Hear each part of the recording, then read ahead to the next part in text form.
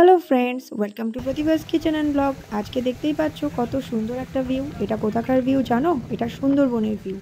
সুন্দরবনে যেখানে আমার একটা ফ্রেন্ড এই ভিডিওগুলো অ্যাকচুয়ালি ক্লিক করেছে এবং সেগুলো আমাকে সেন্ড করেছে।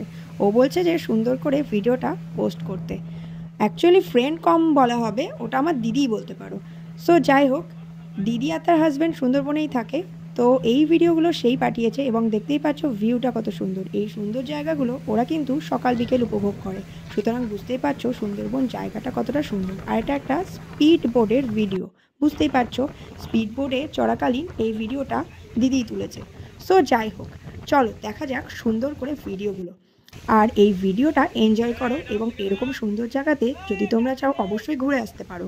তার কারণ হচ্ছে সুন্দরবন জায়গাটা কিন্তু খুব সুন্দর। এটা ওয়েস্ট বেঙ্গলে সিচুয়েটেড এবং ওয়েস্ট বেঙ্গলের সাউথ 24 পরগনার দিকে একেবারে প্রান্ত বলতে পারো।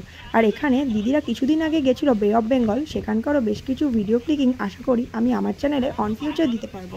তো যাই হোক, মানে আমারও অ্যাকচুয়ালি যাওয়ার ইচ্ছা আছে, কিন্তু যেটা হয় আর কি, ছেলের স্কুল নানান কারণবশত আমি এই মুহূর্তে তো যেতে পারছি না। তবে আমি নিশ্চয়ই ভিজিট করব এই সুন্দর প্লেসগুলোতে। চলো দেখা যাক সুন্দর সুন্দর ভিউগুলো।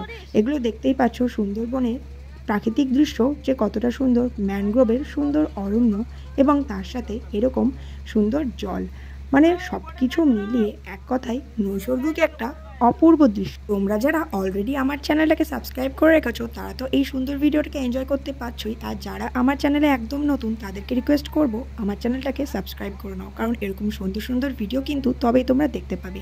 আর নোটিফিকেশান অন করে নাও যাতে তোমরা খুব সহজেই নোটিফিকেশানটা পেতে পারো।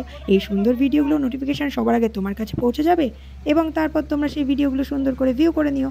যাই হোক, দেখতেই পাচ্ছ এখানে সুন্দরবনের প্রাকৃতিক দৃশ্য সুন্দরভাবে ডেসক্রাইব হয়েছে এবং তার সাথে আমি যতটুকু পারছি ততটুকু ফুটিয়ে তোলার চেষ্টা করছি বিষয়টাকে। আর দেখতেই পাচ্ছ কত সুন্দর এই বোটটা যাচ্ছে, বোটটার ভিউটা দেখো কত সুন্দর লাগছে। আর জলটা জাস্ট অ্যামেজিং। এটা হচ্ছে ওদেরই কোয়ার্টারের সামনের থেকে ভিউটা। সামনের এই ভিউটা এত সুন্দর, প্রত্যেকদিন সকালবেলা ঘুম থেকে উঠে যদি এরকম সুন্দর একটা ভিউ চোখের সামনে থাকে তাহলে বলো দিনটা কীরকম যাবে। অপূর্ব এবং অ্যামেজিং। আর দিদির ছেলে ভীষণই ছোট এবং খুব কিউট। তো সেই দিদির ছেলের আওয়াজটাও তোমরা শুনতে পাবে। ওরা হচ্ছে এখন একটুখানি জাস্ট একটু ভিডিও ক্লিকিং করছে অ্যাজ ইউজুয়াল, মানে ক্যাজুয়ালি বলতে পারো।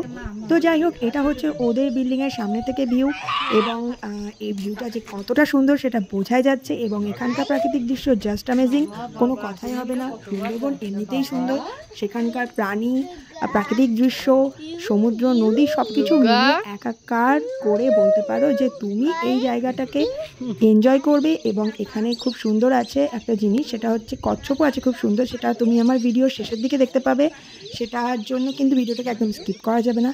সো চলো এবার কচ্ছপগুলোকে দেখা যাক। কি সুন্দর দেখো কচ্ছপের ভিউ। এটা সজনেখালির কচ্ছপ বলতে পারো। মানে সজনেখালিতে যে সব প্রাণীকে সংরক্ষণ করে রাখা রয়েছে তার মধ্যে এই কচ্ছপটাও আছে। কচ্ছপটা কিন্তু ক্যামেরাতে সুন্দর করে পোজ দিচ্ছে, কারণ তার ইচ্ছে হয়েছে যে সুন্দর করে তুলি ছবিটা। তো যাই হোক, চলো আজকে এই পর্যন্তই।